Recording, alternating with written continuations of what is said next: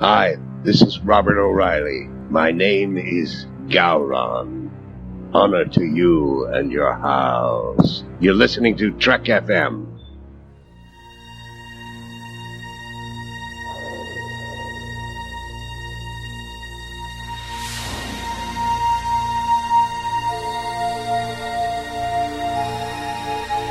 Tea Earl Grey hot.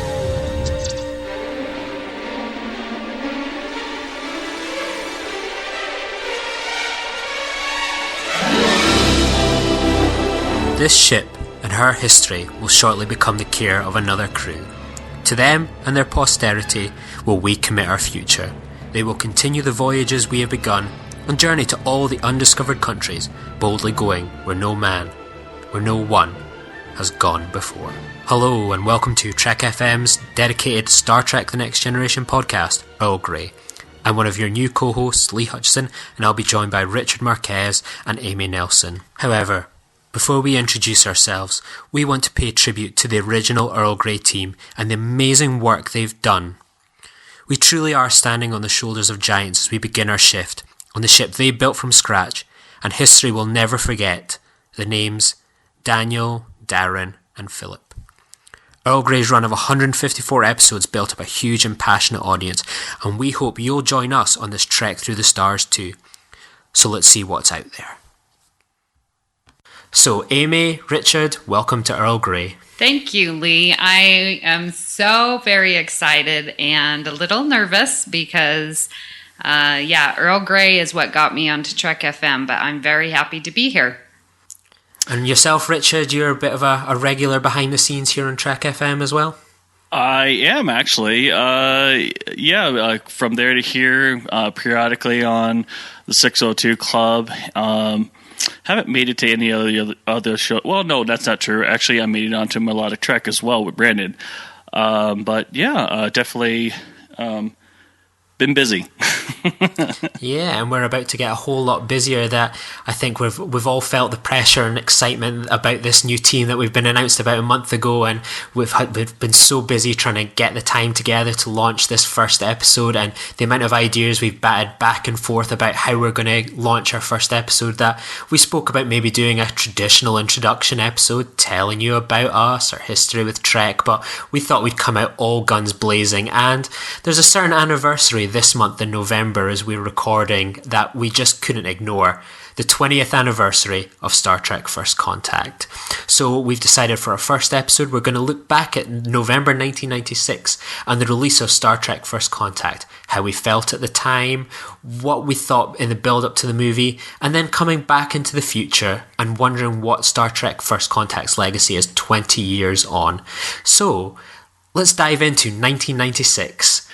20 years ago was a long time ago. Just one mention, Star Trek note, is that Mark Leonard, or known as Sarek in TOS and TNG, and also the Romulan commander in the TOS Balance of Terror, passed away on this day. Movies in the theater, 101 Dalmatians was in the theater at this time, which was considered the most viewed movie of the year. Space Jam, English Patient, Romeo and Juliet, the Leonardo DiCaprio version. I was 14 at that time. So, definitely a long time ago. On that day also, O.J. Simpson takes a stand as hostile witness in his wrongful death lawsuit filed against him, saying it is absolutely untrue for the murder trial of Nicole Simpson. That was the biggest news item of the day. And it looks like that's pretty much about it.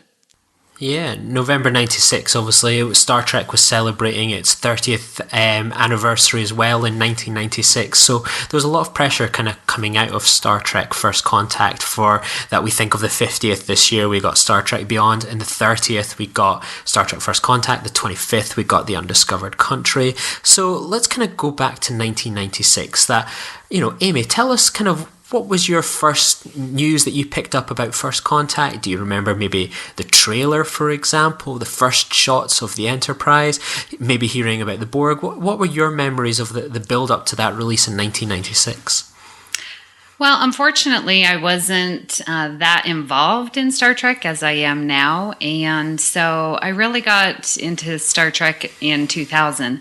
So, but I do remember seeing it in the theaters. I just, in preparation for this, watched the two trailers, and man, the trailers were really, really good. And one thing I thought was funny was they always showed like Geordi's eyes, because now he no longer has a visor. And so that was really cool. But it's so funny because it doesn't really play that large of a part in the storyline, but yet it's in both of the trailers. So that was pretty funny. But the build up for it on the trailers is just magnificent. The shots that they have and the lines that they chose to put in the trailers is really, really good, and just makes me want to go see the movie, even though I just saw it last week. What about yourself, Richard? What do you remember of the build up to 1996's First Contact? Well, when this movie came out, I was 14 years old, just about to start high school. Actually, I did start high school, I should say, because the school year started in August. And I was just like I was telling Amy offline. I was telling her about my experience of the first viewing for this movie, and I mean, I can remember like it was yesterday. I mean, watching the movie, actually, funny enough, today, and just some of the things that happened during the movie, like the reaction of Worf when Picard was about to get crushed by the assimilated Lieutenant Hawk, and you just see all of a sudden you see him get blasted by a phaser rifle, and you see Worf, and then of course he's got the cord from the Borg that he just killed with his sword or knife or whatever it is, and I just remember like it was yesterday, like everyone cheering and everyone was out of their seats because it was that awesome of a scene. And one of the most emotional parts of that was the ending when Picard talked to Lily that I envy you on the journey that you're going to make. And it's just, and I remember actually shedding a tear over that because it was so beautiful, but not as beautiful as when the Enterprise E comes out from the very first time out of that nebula. It was, I mean, because you didn't see it in the trailers. All you saw was the Enterprise D. Obviously, we saw the big D, crash landed and everything and was destroyed, but we never saw anything about the E at all whatsoever. Now, whether or not that was on purpose or whether or not it wasn't ready, I don't know. But seeing her coming out of that nebula was fantastic. I can't even tell you how awesome that was, and just everyone cheering for it because it was that awesome of a time. Yeah, like I can certainly relate to a lot of what you guys are saying there, for example, because I was 9 years old when this movie came out, and this was the first Star Trek movie I got to see on the big screen. Despite the fact I'd been a Star Trek fan for a good few years by this point, that I unfortunately missed Star Trek Generations on the big screen because I had diarrhea that day. So Generations, sadly, was a movie I had to miss out on. So when First Contact came around, what it was like in the UK at the time was very, very different. We didn't have what's kind of with PG-13 in America, where you can take any kid on the planet through to see an adult movie. If you're too young, you're too young. So I had to miss out on seeing Generations, so there was a lot of pressure on First Contact, and I was a bit crushed when I found out it was going to be rated 12. So I was kind of far too young to be seeing this. I was worried this is going to be another Star Trek movie I'm going to have to miss on the big screen. And I was taken to the cinema by my dad and my best friend from primary school, Colin. So we took a 35-mile journey after primary school one day, all the way to the Odeon Cinema in Aberdeen. And I always remember going into the foyer and there was Star Trek First Contact posters everywhere. They had posters arranged so that it would look like the Enterprise itself. It was just awesome. That poster of the Enterprise warping away to Earth with the Borg cube just behind it. I mean, my hype going into this movie was astronomical because, like yourselves, I'd seen the trailers. And if anyone's not revisited them in many a year, they're really worth checking out because for the Generations First Contact Contact and Insurrection trailers, there's a serious amount of using of next generation footage because CGI and animation was such a slow process at the time that a lot of those action shots, like you were saying, the Enterprise, are missing from the movie. So they put in shots of, a Reliant class ship appearing in cause and effect. You had the Enterprise D warping away from the exploding starship and all good things. You had a lot of reuse of images. So there's even one of USS Voyager firing weapons at the Borg ship. That's always frustrated me when I went into cinema. I was like, where's that shot? So there was a huge amount of hype for me going in to see this movie, and the fact that it was my first Star Trek movie, and the kind of emotional moment for me wasn't so much firstly seeing the Enterprise. It was that beautiful Jerry Goldsmith score as it starts welling on the screen, just hearing that music come together. I couldn't believe it. This was my first chance to see Star Trek on the big screen, and it was just a beautiful moment. That overture really just sucked me in. And I remember coming out hours later just the happiest Star Trek fan. It was like 10 o'clock at night. I would have been going into primary school the next day. I was so tired, but boy, was I excited. That actually brings up this is outside of Star Trek, and I apologize for anyone that's listening or who probably doesn't want to hear this, but I actually used to live in England, and what you're talking about, like going into the theater, and when they say in England, you have to be a certain age, you have to be that age, because I missed out on going to see Mrs. Doubtfire. So there you go. I was very lucky and relieved that I was able to get in. That a few years later, I always remembered going to see the 15 rated X-Files and being so worried about this rule that I put on an extra pair of socks so that a 10, 11-year-old me would look 15. Thankfully, the village cashier didn't care and let me in, but they certainly are tough. That I remember as well that I opened Star Trek Monthly at the time, and I always remembered seeing this little picture. It was the first image of the Enterprise E, had the blue deflector dish at the time, and I remembered I ran from my house all the way to my best friend's house to show him this picture of the Enterprise E. Like, oh my god, this is it. This is what the new Enterprise is going to look like. We were so excited. We couldn't believe it. We were just looking at this small image that's no bigger than a small kind of thumbnail of this Enterprise. I just couldn't believe it. This was the image, and it was just as I was flicking those pages, and there it was. It was quite the treat. So, Amy, you were saying there that in '96 you weren't the kind of big Star Trek fan you were for another good few years. What was it that convinced you to go see Star Trek First Contact on the big screen back in those days? Was it, what drew you to the multiplex? Yeah, I've mentioned it before in the Babel conference, but my brother is who got me started into Star Trek, and he was huge.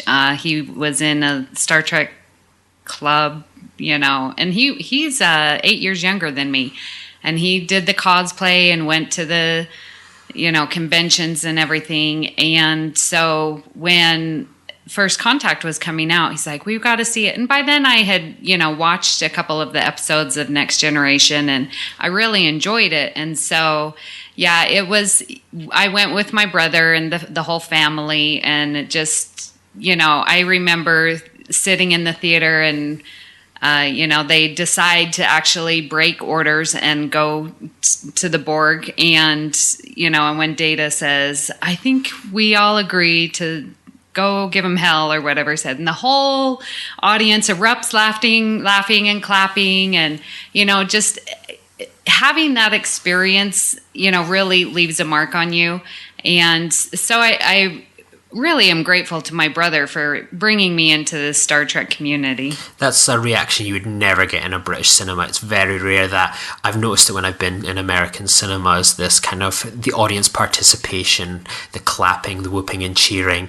That's something that's just like a total no-no here in Britain. And if people do that, I kind of sneer at them, and I get really annoyed that the cinema here is the equivalent of going to the theatre. You sit down, you shut up, and you watch the movie, and you pay respect to what's on the screen. Unless it's, say, a Rocky Horror audience participation thing, it's the culture clash between Britain and America when it comes to cinemas is just wildly different. Now, we were saying earlier on that 101 Dalmatians was one of the big movies of that month. Actually, it came out the week after First Contact. That First Contact opened on November 22nd in 2,812 theatres, grossing $30.7 million in its first week, and went to the top of the box office. And the reviews were very good for this movie, unsurprising for an even-numbered Star Trek movie at the time, that there was a lot of praise for the action elements, the adventure elements, that it felt more like a big screen adventure than episodic Star Trek that people were used to at the time, that there was a great reaction to the Next Generation cast stepping out of the shadow of the original series. This was the first movie that didn't feature Captain Kirk, Bones, Spock, McCoy, any of the original characters. So there was a lot of pressure going into this movie, and it went to the number one in the box office, and a huge success. And yeah, it was definitely one of the highest rated Star Trek movies ever at that point. It was top of the box office piling for Star Trek movies at that point in its career, before the J.J. Abrams movies came along. So, kind of looking back on how we felt in 1996, that we've kind of touched upon one or two of these things, that when you kind of left that cinema, what was your feeling about this movie? Was it a success? Did you enjoy it? Were you disappointed by it? What was kind of those feelings coming out? That was the scores, there was certain scenes that kind of resonated with you. What was your kind of feeling in 96 with this movie, after kind of stepping out the cinema doors and back into the streets? You know, when I first saw the movie, I actually went back into the theater and actually re-saw it again. I want to say I saw it 4 times in one day, because for whatever reason, I didn't have anything to do that day. But when I finally saw it 4 times, I was amazed. I mean, it was a great movie. It was, the music, like as you were saying, is perfect for this movie. It captures all the emotions of this new movie without the original series, and it's kind of not fair, because I'm also a Star Trek fan and have been for quite a while. Back in '96, I think I was 3 years into being a Star Trek fan. I'm not exactly sure, but somewhere around there, less than 5. But yeah, definitely, I absolutely loved it. I mean, who wouldn't love this movie? That's a Star Trek fan, that is. And Amy, what about yourself? You were kind of not really the Trekkie that me and Richard were in 1996. How did you feel kind of coming out of the big screen after? Was that the moment Star Trek kind of started to get into your blood, obviously a few years before it came to fruition, or was it just a one-off movie? That was pretty awesome, and kind of carry on? Yeah, it was very, very good. I loved coming out and then discussing the scenes with my brother and going over it again and rehashing the movie and talking about our favorite parts. And yeah, really, it did catapult me in. And so then I was watching more Star Trek, and was very excited when TNG came out on DVDs. And then that's when I was done, full heart.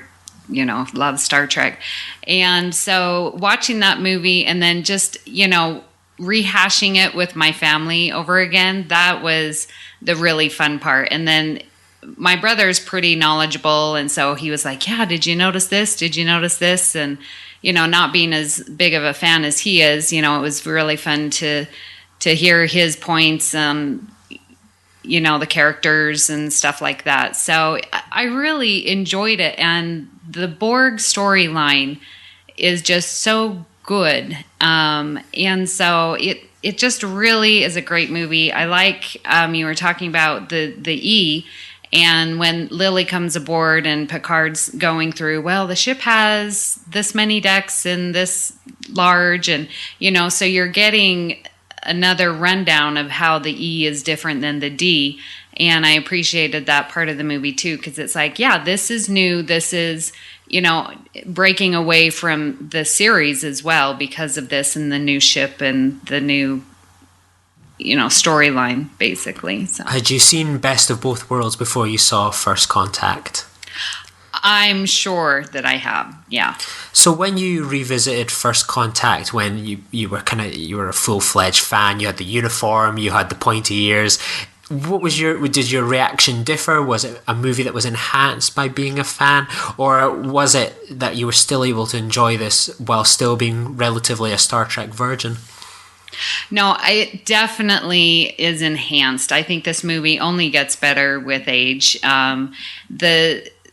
The character development, and bringing Worf back, always has its issues because he was on DS9 and, but in this film, it actually made sense, let's save the Defiant, and here's Worf. I thought it was sort of funny. It was like, well, we need someone at Tactical. Really? How many people do you have on the ship? And we're going to, bring Worf back. But, at least there was some reason to bring him back, unlike some other movies that don't give a reason why he's there. But so I definitely was enhanced. And the Borg, at this time, this was the enemy, the main people, species that they couldn't get along with, they couldn't reason with, they couldn't try diplomacy.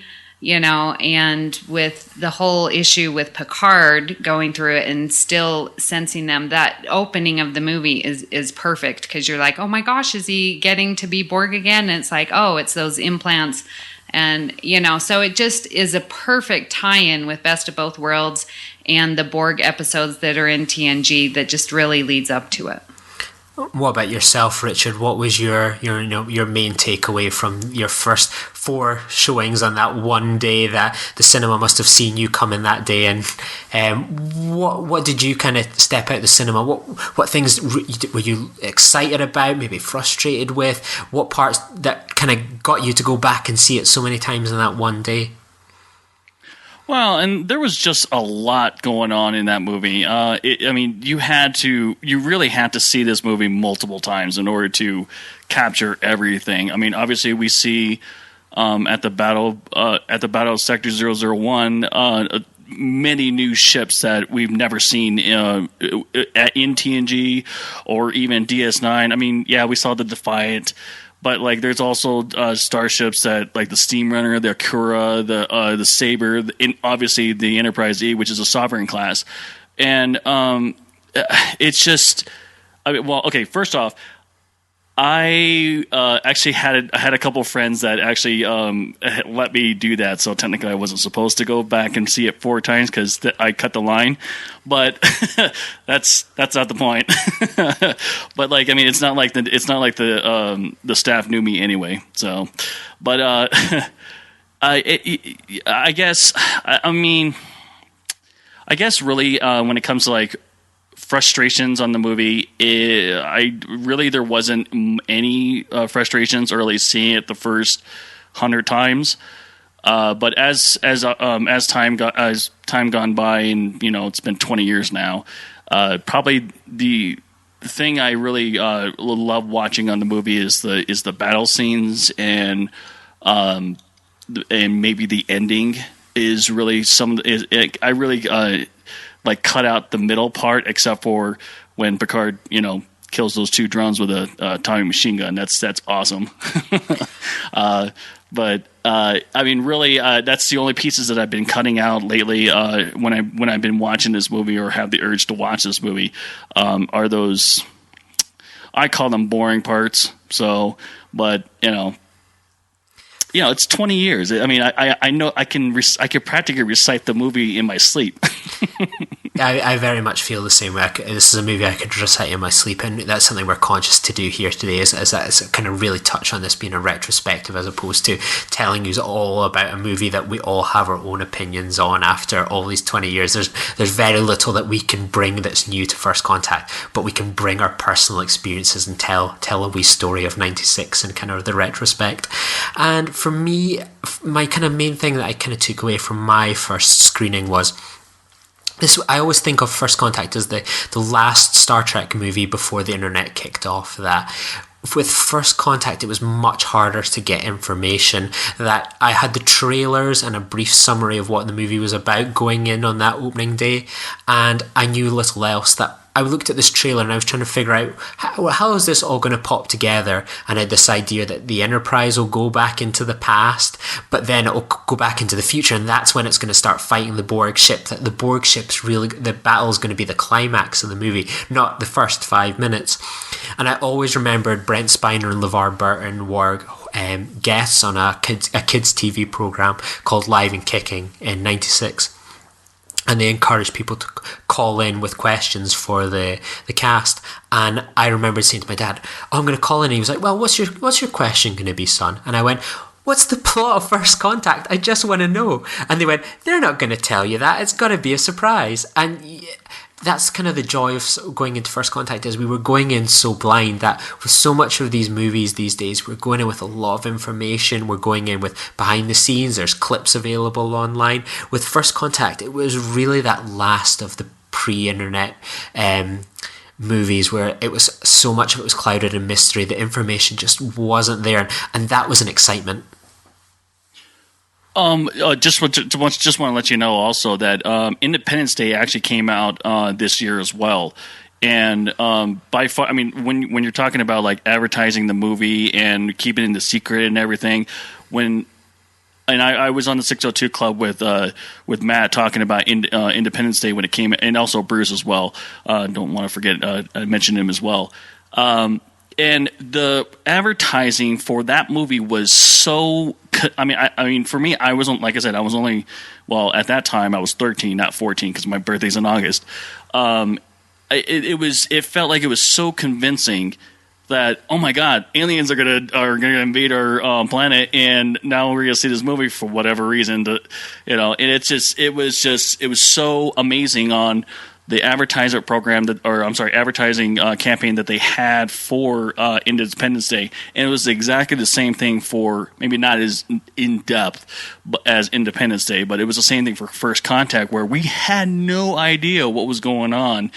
I mean, we didn't even know we were going to get a new ship. So yeah, absolutely. I always remembered thinking that another big takeaway for me with First Contact was it felt like a big screen movie. The sets, whereas like when you saw Generations, it still felt very televisual, whereas the lighting and the sets had somewhat changed, that they were still in those kind of the Next Generation uniforms we were used to, the Deep Space Nine jumpsuits. It was the sort of same sets, the same ships. It felt quite cheap, televisual. It was on a budget, whereas with this movie it felt like a real life bridge. You had a ship that looked impressive, and it still does. That you had action that was big and exciting and engaging. You had scope and scale that was really missing from Generations, and that was amazing to see a Star Trek movie on that scale. That whereas a lot of the original series Star Trek movies, we think they're quite big in a lot of ways, but they were still really done on a budget. This felt like the first Star Trek movie with a lot of money put behind it. I think it was didn't they, or at least I remember reading it was like $38 million for Generations, and then $48 million for First Contact. I think that's what it was. 46. Was it 46? Yeah. Thank you. There you go. I do want to touch one more thing, and I don't want to trump Amy or anyone else here, but those uniforms are freaking immaculate. I can't even tell you how much I love the First Contact uniform. I mean, that gray, and then you got that you got your branch or division. Yeah, whatever. It's just. Call me a sucker for uniforms, but I also love military uniforms. It's a very clean look, and it's just appropriate for. Funny enough, Deep Space Nine adopted the uniform as well. So, unfortunately, Voyager couldn't, but whatever. Yeah, I totally agree. The uniforms really impressed me, and they're actually one of my favorite uniforms. That I keep thinking, I'm going to buy myself a uniform for some cosplay event or whatever. But if I was going to buy one, it would be one of the TNG ones, or either the TV series or the movie. Maybe the scan. I'm not too sure. I haven't decided yet. What about you, Amy? You going to buy a uniform too? Yes, I most definitely. I will be going to the Las Vegas convention in next August, since it will be the 30 for TNG, and definitely going to cosplay. I've already found it, and yeah, it's the First Contact uniform. On brand as well. You really are showing loyalty to your new co-hosting show. So let's kind of jump to, if anyone's... does anyone have any last points that they want to talk about of their reactions and feelings in 1996? No. I mean, one thing that we see that, or one thing to mention is also that, obviously we see Ethan Phillips, a little tie into the little Voyager, as well as the EMH doctor, Robert Picardo. And really, that's all I got. Yeah, that was an amazing kind of surprise walking into the cinema that day. Was the cameo of Robert Picardo. It was awesome. Very much so. I swear I don't know how to use one of these. So let's go forward 20 years. Let's get a bit grayer, a bit older, a bit chubbier, a bit more seasoned. So looking back now on 1996, that this movie's 20 years old and it doesn't feel like it to me. It only feels like yesterday that young Lee Hutchison went to see this movie. Looking back, what do you think of Star Trek First Contact now? Richard, do you want to take us off here? Well, first off, we have Blu-ray. I mean, it's no longer in VHS. I actually, I'm glad Amy was talking about the DVD, and I'm like, no, I think it was VHS back then, and I still had the VHS somewhere around this house. But looking through it, I feel kind of spoiled because, I mean, we can watch it at any time. I mean, it's, thinking about it back in 1996, we had to wait for it. We had to be patient. And, being actually surprised in the movie is now taken for granted. Because, like you said, internet spoils the whole entire thing. I mean, basically, we already knew what was going on and beyond. And I don't know about the first Kelvin timeline movie. But it's just, I mean, look at it now. I mean, it's still a great movie. I actually just watched it not too long ago, actually today, and it's still that fun adventure that it was back then. But I mean, like I said, if it was a new movie today, I mean, it would probably gotten spoiled through all over the internet, plastered all over YouTube. And what about yourself, Amy? How do you feel 20 years on from First Contact?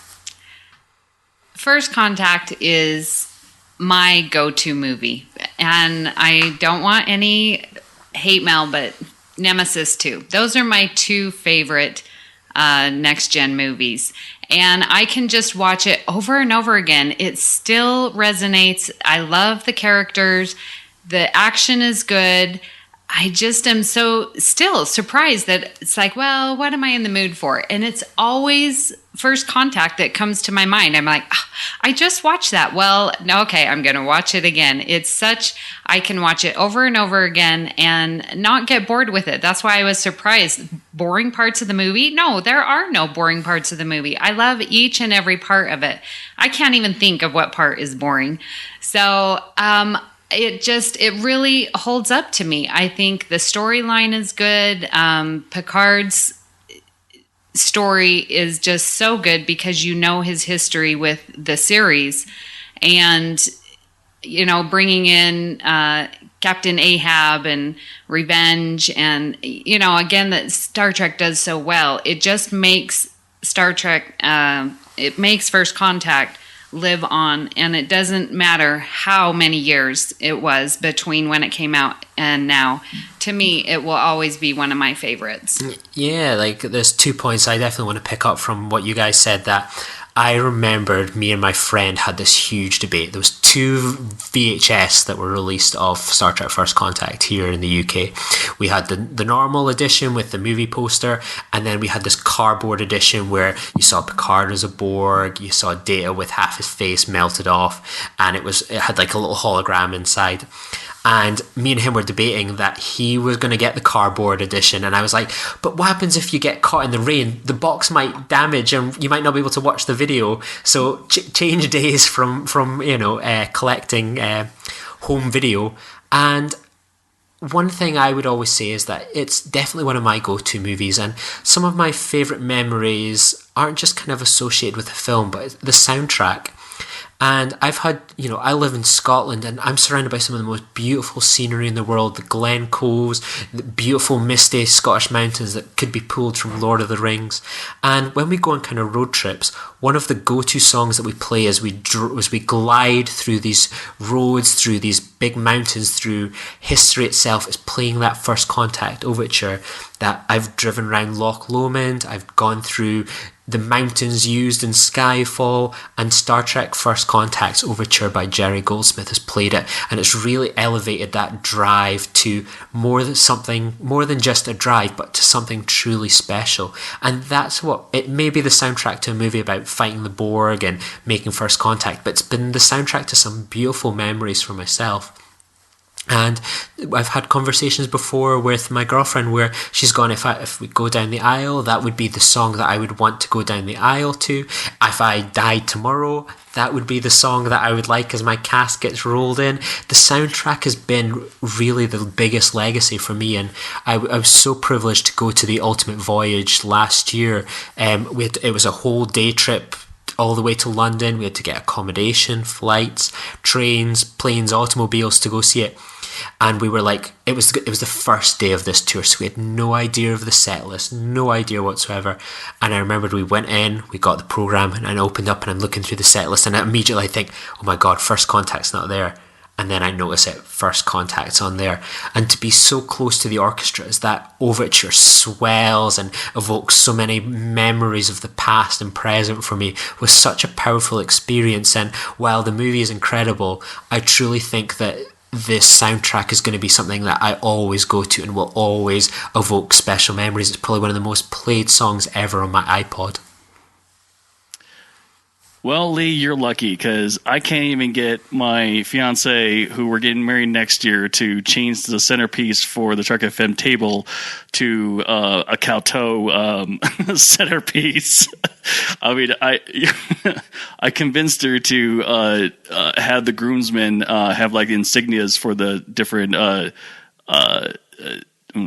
like operations, command, and science, but that's it. You're lucky. Yeah, I've got a Trekkie girlfriend, and I mentioned it on another podcast I do. We did our first podcast together this week, and we spoke about when her first contact experience. We should have her on here, not me.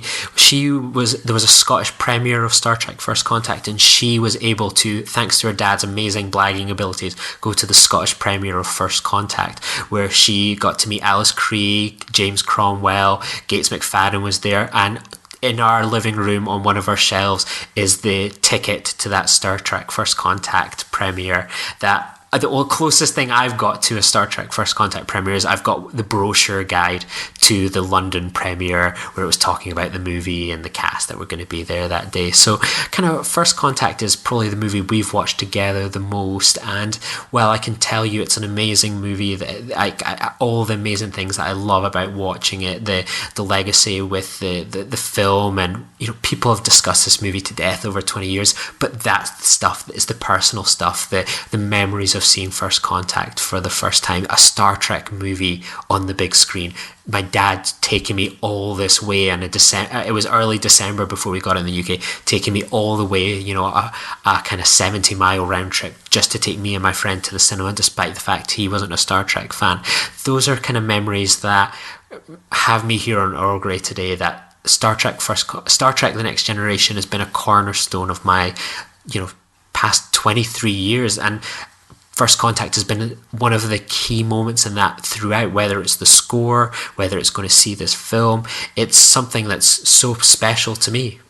So, kind of, what do you feel in the grand scheme of, here we are, this is Star Trek's 50th anniversary this year. What's First Contact's legacy within that 50 years? What do we feel that if there's no First Contact, there's no Star Trek Enterprise? Do we feel that if First Contact wasn't a success, would that have been the last of the Next Generation movies? Would the Borg have gone on to be such a big kind of presence in Star Trek Voyager? In the grand scheme of things, what's Star Trek First Contact's legacy within Star Trek? Not just with ourselves, which we kind of discussed, but within Star Trek. Well, I mean, aside from the uniform, obviously that changed that changed in the middle of DS9. Yeah, for sure, there will be no Enterprise. I mean, because we really at that point we really didn't know the story of Zefram Cochrane. I mean, we see him in the original series, but that's really all about we see of him, and I don't even think there was anything really mentioned about him, or at least details about the first warp drive, than just snippets here and there. I mean, do you guys remember anything like that? Yeah, he's mentioned in This Is When We Need Zach Moore and Ken Tripp here, that he is brought up in an episode, and we do meet him, that he has travelled to this planet in the original series, and he's set up base there, and he's kind of, I believe he has achieved kind of young life or continued life. I can't remember, it's been so long since I've seen that episode, but yeah, Zefram Cochrane first appeared in the original series. Well, but at that time he was an older man as well. I mean, because I'm assuming the Federation was already formed by the time. No, the Federation. Yeah, the Federation was formed. Yeah, because he had travelled to. This is my total kind of fandom has just deserted me here. But yeah, he had travelled to this planet, and he had achieved something that kind of kept him in this kind of, as a kind of relatively, still, he should have been more than 100+ years, and probably should have been in a coffin. But he, on this planet, that he was able to achieve kind of longer life. And yeah, Zach Moore, Ken Tripp, SOS, where are you guys? But yes, that was kind of all we really knew of Zefram Cochrane, was probably tied into that and kind of Star Trek encyclopedias and footnotes. Yeah, I completely forgot about that. Yeah, because I'm basing off my knowledge on Enterprise, and obviously the first episode we see him of Zefram Cochrane. He's an older man, but we don't know how old either. So, yeah, I guess, yeah, but I mean, for sure. I mean, First Contact left an impression for all of Star Trek from there on out. Or at least I'm sure, especially the books as well. That it. We just needed that foundation of how it all started. So, well, and we wouldn't have that the Enterprise opening scene, right, where the Phoenix. Yeah, the Phoenix is taking off. I mean, that's such a wonderful clip and such a good, a segue from where we are, getting from there to here. And so I really like that clip, and Enterprise uses it very well. Oh, I see what you did there. I think for me that it's legacy that, yeah, we've touched upon it there, Enterprise, that I think it really was a statement of intent for Star Trek movies. This was like big budget Star Trek movies in the grand scheme of things. And for me, I think its biggest legacy is its message, that Star Trek, a lot of what we think of Star Trek's message, yeah, we kind of talk about it. Oh, it's all about that kind of inclusion, about the world, hope, working together, bringing nations together. But a lot of that was talk, and a lot of that was, we saw how it was a success in the future. But we went back to a point in Earth's history that had rarely ever been seen or touched upon, and we got to see how that generated, how the Star Trek we know or originated. What was that first meeting like? The Vulcans like? What was Earth like in that period in history? Who was the man that led Earth out of the Dark Ages? That, famine, disease, hunger was all wiped out by this man's, legacy. And I think it's one of the most human Star Trek movies as well, that we look at this movie and we think about a lot of the powerful things that Lily, Zefram Cochrane, they see, that like Earth is just this small place. It's almost so insignificant in the world that a Vulcan ship's just going to pass by and it doesn't care about this. But Earth is about to take a big step into the future, and it was so close to not happening. And that's always one of those things you think about in life, those regrets that we have, that if they hadn't taken that warp ship flight at that moment, Earth wouldn't have been the same, life wouldn't have been the same. And it's inspiring to reach for those stars. It's brilliant to see what that moment was like before Star Trek began. what was it like? And that's something that's really inspiring. You can talk and show this amazing future where everyone's working together, but sometimes you got to show where that sprung from to really appreciate what you've got now, what the message is. And that moment where kind of Picard says to Lily, I truly am jealous of you, that I envy the world you're about to see unfold. And that's something as fans as well, that world began to unfold 30 years ago. And it's a beautiful tribute to Star Trek at 30 at the time. And I think that's its biggest message to take away of what it is to be truly human and to live in this universe. Yeah, I couldn't agree more.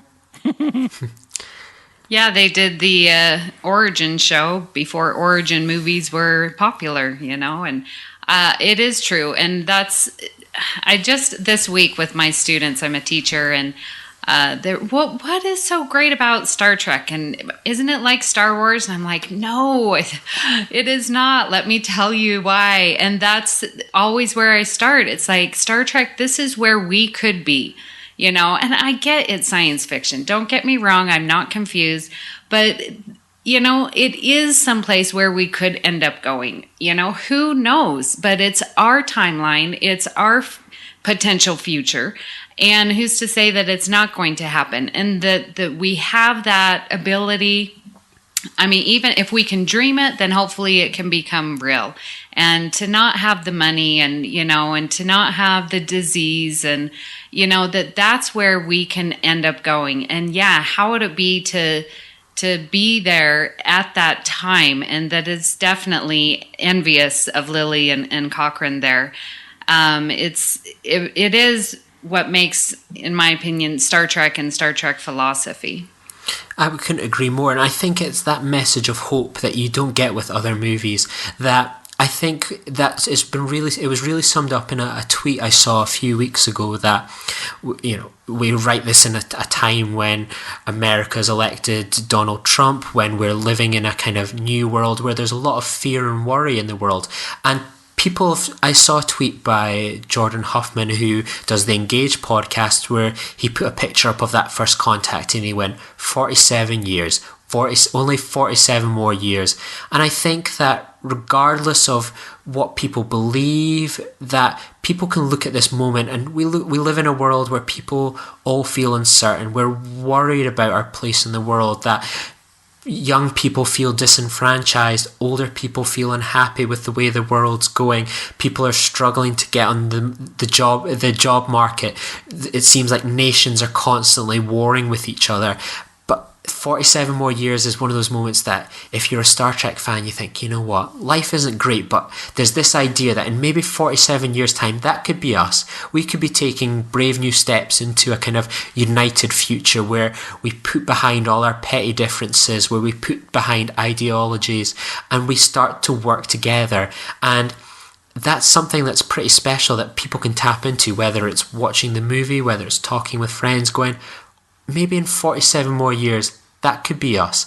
Maybe things seem bad now, but maybe in that 47 years, things just might be a bit better. Maybe that Star Trek reality doesn't seem so far away when we think that's maybe a lifetime away, but it's something, that's a star that we can reach.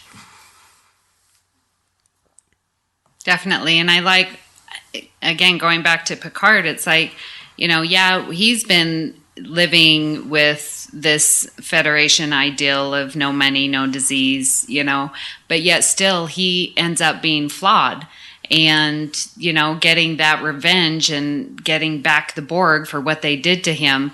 So I think that it still captures humanity without being, so over the top perfect world. I think it does a really good job of bringing those two together, that, yeah, we could still be in the future and have accomplished so much, but there still is more to do for humanity. What about yourself, Richard? I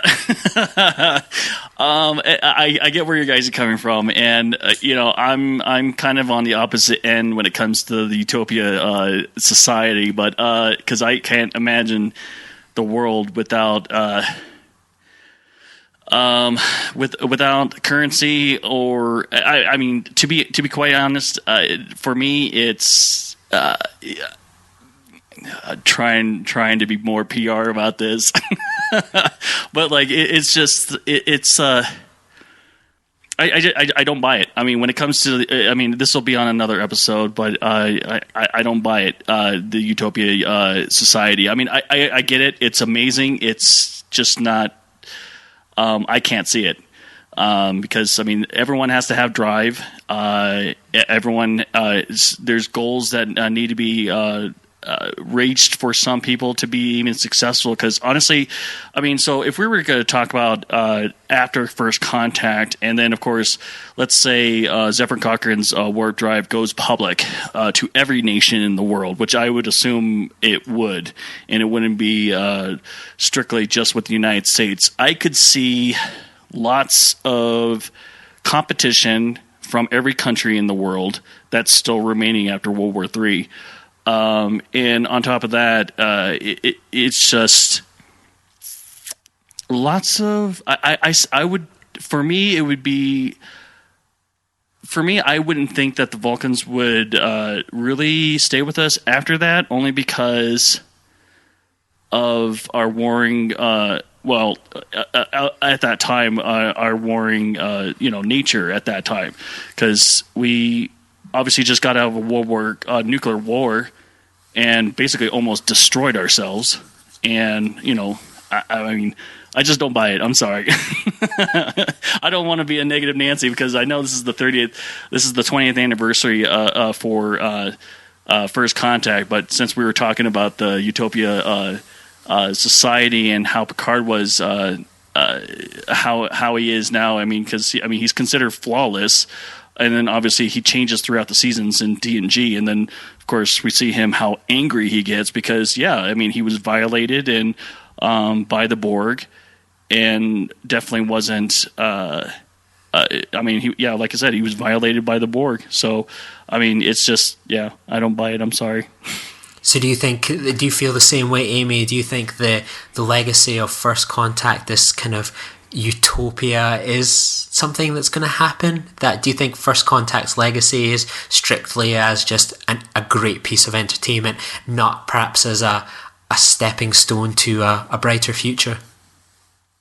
Well, I think what First Contact does is, because we've been living with this Federation idealism of, no money and no disease and what have you, of just, exploring oneself and exploring the stars. We've been living with that for all of Star Trek. And so what I think First Contact does is shows that how that could take place of, think about when we were sending a man to the moon. Amongst all that was going on between Russia and the U.S., but people came together, and it seemed like, I wasn't alive then, but you hear about how the whole world sort of just came together to put people on the moon.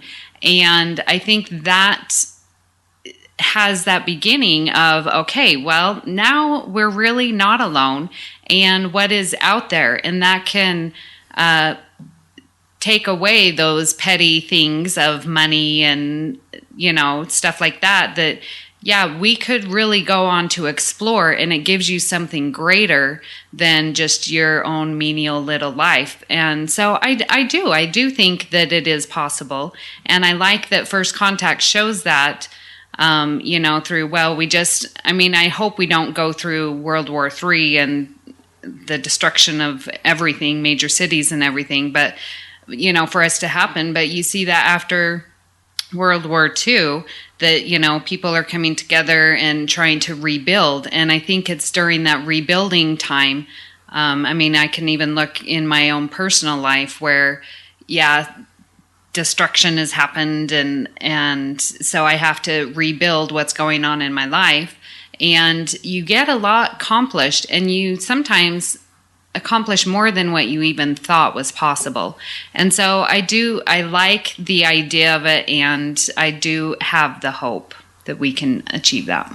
And I think that's the key thing as well, that we can have, kind of like Richard there, that we can have our belief that this isn't going to be happening. That's just not realistic. But maybe just the hope that when people are feeling down, feeling unhappy with the way the world's going, that there's that hope that there's this idea that's that kind of what separates Star Trek from Star Wars. That Star Wars is escapist entertainment. Star Trek's just that hope of a better world. That's the kind of world we dream that maybe we're going to get there.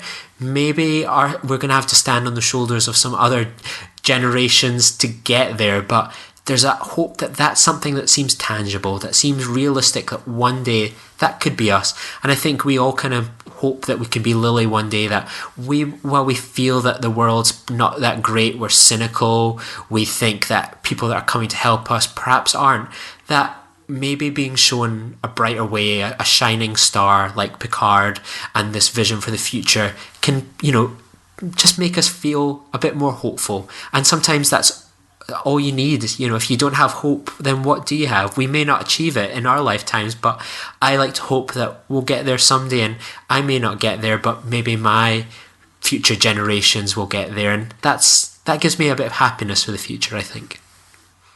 Well, I mean, and to bring back to what I was saying, I'm not knocking on the whole Utopia society.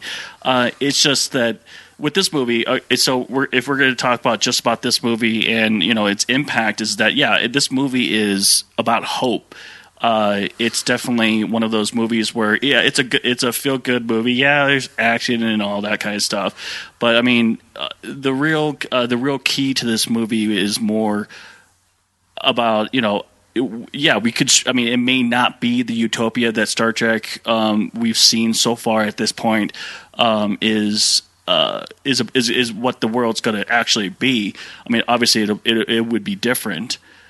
But I mean, I'm just saying, like this is a hope. I mean, after all the tragedy that happened with World War III and whatnot, and eugenics wars, and it's just all that tragedy happens, and then this is able to happen, and it basically sparks the next golden age or even the first golden age, if you want to consider previous history as a golden age. But like definitely a golden age of humanity and even this sector of the galaxy. So yeah, it certainly opens up a lot of debate, and I think that's something that's exciting about this movie, that we can have a debate and discussion like this that we perhaps can't get with some of the other movies about a vision, about hope. And that's something that I think that we're going to hopefully touch upon in Earl Grey, is the hope, the vision of Star Trek The Next Generation, and hopefully these kind of discussions are going to be a staple of the kind of exciting times we're going to have together, and hopefully the listeners will enjoy these as much as we've enjoyed them tonight. I hope so. Yeah. So does anyone have any final points they'd like to make before we start to wrap up? Yeah, really, it's more. I mean, the stuff that I wrote while I was watching First Contact was more technical than anything else. Like there was I don't know if you guys noticed it when they first initially show the Defiant, when it maneuvers right, it bumps. I don't know if you saw that, and I was thinking, it was like maybe that they did that because of TOS. I don't know. And Adam, do any of you actually know who the helmsman is on the Defiant? No. I see his face, but I don't know who. It's Adam Scott from Parks and Recreation. He's in Step Brothers as well. Yep. Oh, wow. I don't watch it. He plays Ben Wyatt in Parks and Recreation, who's a huge Star Trek fan, and he gets to be on the bridge of the Defiant. I love hearing stuff like that. There you go. So next time you watch First Contact, if you like Parks and Recreation and comedies and stuff like that, that's Ben Wyatt, Star Trek fan. I've never seen an episode. Star Trek fan fiction. He writes Star Trek fan fiction and Parks and Recreation. So yeah, it's wonderful that he's on that bridge. First Contact's not the only thing we've been talking about on Trek FM this week. Here's what's been happening on all our other amazing shows. Previously on Trek.fm, Standard Orbit. Don't watch any of the extras on the first disc because they're all duplicated over the second disc. So then that way you can just watch them in order and not have to worry about, let me skip this one because I watched it on the first disc and do all that. Wait, to clarify, they have all the special features in column A on one disc, and then all the special features of column A plus column B on a second disc? That is correct. That makes no sense to me at all. I know. I was very confused when I sat down to watch it. Melodic Treks. Matter? I bury nowhere. Oh, it's painful. I don't know. You snowing me? You snowing me? Painful's just saying remix and blah, blah. I felt myself falling asleep. I felt like it was my parents were telling me a good night story where you were giving me that track listings there. That, like, does it still McFly? That's one of my favorite ones. Stage 9, a podcast about the people who make Star Trek. Within about 15 seconds, you texted me back, Dr. Giggles, we have to do Dr. Giggles. And my question for you is, Yes. why did we absolutely have to do Dr. Giggles? Saturday Morning Trek. And all these things just brought in more and more people who thought they were alone, and they found each other, and they made their clubs, and then they made conventions, and that's what the 70s were about, was getting Star Trek back and finding each other. And that's what else is happening on Trek.fm. Another way you can help us keep all of our shows coming to you each week is to become a patron of the network on Patreon. If you visit patreon.com/TrekFM, that's patreon.com/TrekFM. You'll find our current goals and different milestone contribution levels along with all the great perks we have for you. These perks include early access to content, exclusive content, producer credits, seats on our content development team, and more. We really appreciate any support you can give us and hope you'll join the team. Again, you'll find all the details at patreon.com/TrekFM. We've got an exciting opportunity for once the UK fans to potentially win a wee prize. If you leave us a 5-star review in the iTunes UK store, you'll be entered into a prize draw to win not one, but 2 of the amazing Eagle Moss Starship Collection models. You'll win a Bajoran Interceptor and the Warp Delta Starship. Admittedly, none of them are TNG, but hey, you can't argue with a free couple of starships. So if you leave us a 5-star review before the end of the year in the UK iTunes store, please send us a message on Facebook or Twitter or to the Contact Us section on Trek FM. Let us know that you've left a review. I'll be able to see them as well in the UK iTunes store, and we'll do a raffle at the end of the year, a New Year special, to let you know who's won the prize. That I know as a listener of Trek FM that a lot of these prizes, it's always for the American audience.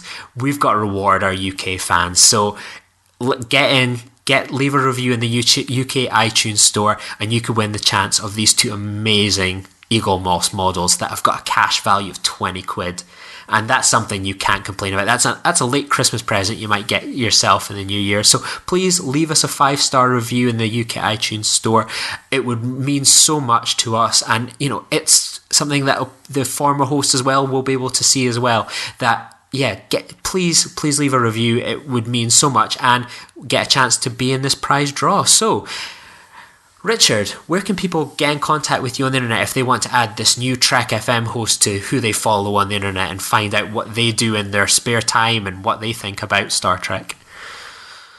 Well, just like many of the other hosts, everyone can follow me in the Babel Conference. I pop in here and there. And I'm even on Twitter. My handle is xransom. What about yourself, Amy? If people wanted to find out how you're getting on, want to get in touch with you, tell you what an amazing job you've been doing here on Trek FM, where can people get in contact with you? Well, I also am on Twitter. I got on Twitter specifically because of Star Trek fandom. And so you can find me. My handle is Miss Amy Nelson. And I, of course, love checking into the Babel Conference and post pictures and make comments all the time. So I'd love to talk to you there. Yeah, and you can find me on Twitter as well, at Lee_Nostromo. You can find me at Star Trek VHS, my dedicated Star Trek Twitter account to Star Trek VHS artwork, because why not? And you can find me on another podcast, Filibuster, where I also sometimes talk about Star Trek a bit more broadly than Next Generation and other geek and pop culture topics. So yeah, what an amazing first experience this has been for me to talk Star Trek with you guys for more than 15 minutes on a From There to Here. I don't know about you, but I'm so excited to go on this journey with the two of you, and I hope this has been worth the wait for the listeners. I know how much they're anticipating this episode, so no pressure, eh, guys? Yeah, no pressure. No, not at all. So yeah, hopefully you can join us each and every week where we'll be talking about Star Trek The Next Generation, and we'd love to hear your comments in the Babel Conference. That, well, we have a great time recording these episodes. Sometimes the fun of it is being able to see the comments you guys leave. What's your views on Star Trek The First Contact? What are your reflections on its 20-year legacy? And let us know about some ideas you've maybe got for some future episodes of Earl Grey. We'd love to get you involved and hear some of your ideas, and it might inspire some episode discussions. And we are very conscious that we're going to be hosting Earl Grey as Star Trek The Next Generation prepares to celebrate its 30th anniversary, and I think there's going to be so many fun topics for us to discuss. So please share some of your ideas with us, your feedback, your views on this episode.